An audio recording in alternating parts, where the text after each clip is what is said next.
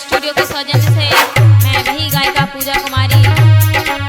जिसके निर्माता श्रीमान सुरेश चंद जी और रिकॉर्डिंग कर रहे हैं हमारे छोटे भाई अंकित कुमार, इसका साथ दे रहे हैं हमारे बड़े भ्राता कुमार।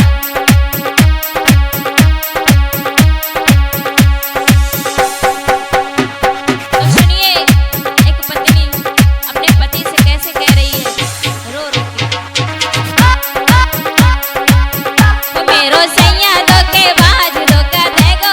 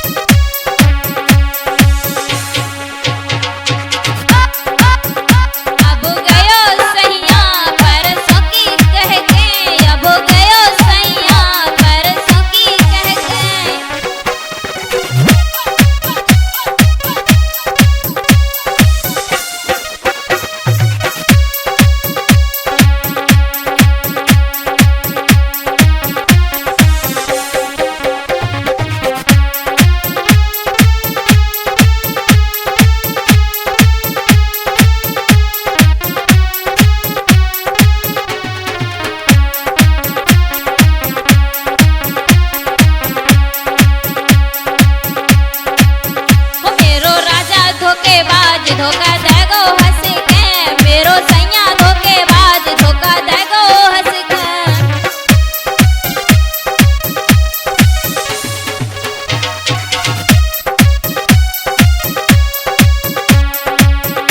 मेरो राजा धोखेबाज धोखा देगो हंस के हो मेरो सैया धोखेबाज धोखा देगो हंस के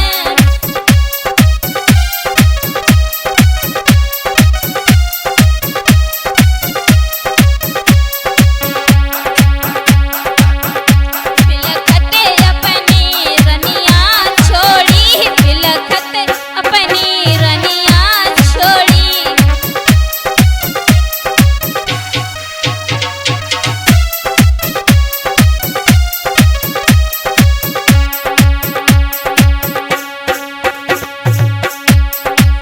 काहे को हमसे नाता जोड़ो ओह काहे को हमसे नाता जोड़ो